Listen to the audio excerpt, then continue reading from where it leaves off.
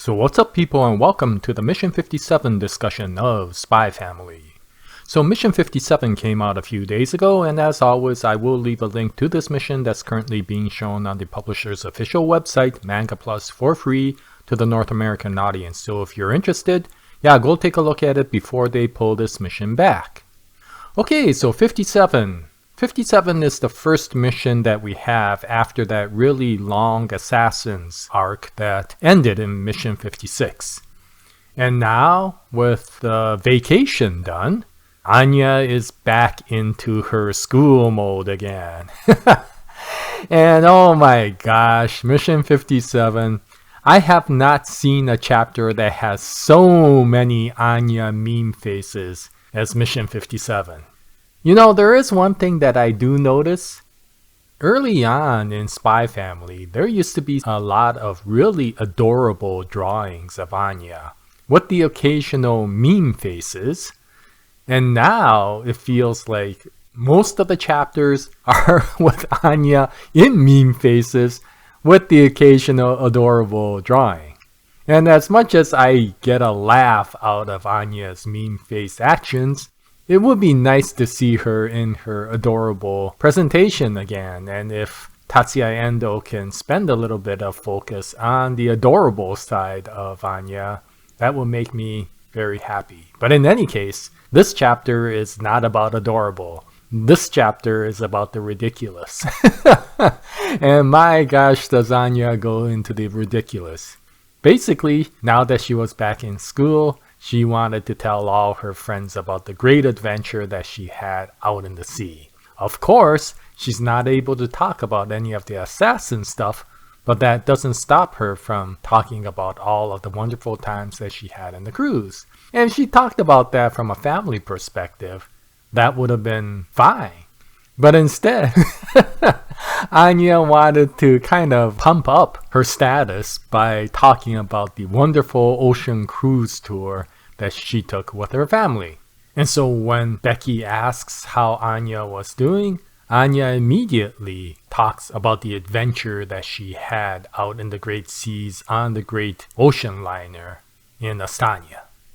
And of course she expects a tremendous amount of awe and admiration from that.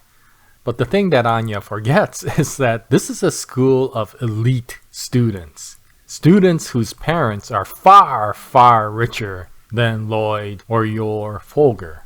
And so, as much as she wants to brag about her vacation, all she gets is a lukewarm response from everybody there, who then tells Anya all about their great experiences they had, which far exceed the things that Anya experienced just from a tour, not from the, of course, adventure amongst the assassins. And if Anya kind of fell back on this, that would have been fine, but she didn't want to give up. Part of it was because she felt that she needed to go through plan B and get Damien awed by her experience. But the other part was that I think she wanted to become even more popular, and so she goes into a little bit of the information with regards to the assassins that were on board. Of course, she doesn't talk about assassins, she just talks about the evil people on board the ocean liner. And of course, that is received with completely deaf ears, as none of the students believe anything of what she says. And of course, this then propels her to go further and further into the rabbit hole as she talks about even more ridiculous things, such as octopeople who attack the ship.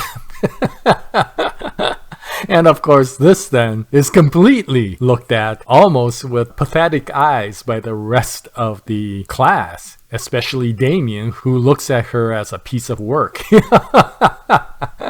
So mission failed in that situation, and Anya has so many meme faces in reaction to her failure that it's one of those chapters that you have to go see to really enjoy. Now this brings me to an interesting thought, in that Anya is a mind reader, and she uses that to her advantage all the time when reading the minds of all the adults around her. And yet when she comes to school, she doesn't use her powers at all. Well, occasionally, but most of the time she doesn't. And because of that, she gets into all these stupid situations. Had she leveraged her mind reading capability, she probably would have done better. Now the question is, why doesn't she do that? Now one possibility may be that Anya just doesn't want to because it gets overwhelming to read the minds of all the students in the class. And two, she just feels that it's not the right thing to do. And if that's the case, kudos to Anya for having that ethic. And maybe it's okay with the adults, considering the fact that the adults seem to be hiding so much that it intrigues Anya to go adventuring in their psyche. But in any case, I found that to be quite intriguing. Now, if that wasn't bad enough, of course, she then goes home and her parents ask what happened at school, and she starts talking about the experiences. And of course, the moral of the story is you shouldn't lie and go into exaggerations about your story. But it's a little bit hard for the people around Anya to give her that lesson. Because considering the fact that Lloyd is a spy who's lying about his identity, similar to Yor and similar to Yuri, none of them have the ability to give that life lesson to Anya, and all of them end up in this scene at the end of the chapter. And so, yeah, very interesting way to start out the new arc. And I got a feeling that a lot of the future missions will be about Anya's ridiculous experiences at school once again. But I'm looking forward to them when they come out. And once Mission 58 comes out, I'll bring up another video. I hope you join me at that time. But thank you very much for watching this video. And until the next episode, happy manga reading. And as always, Jaya, nice day everyone.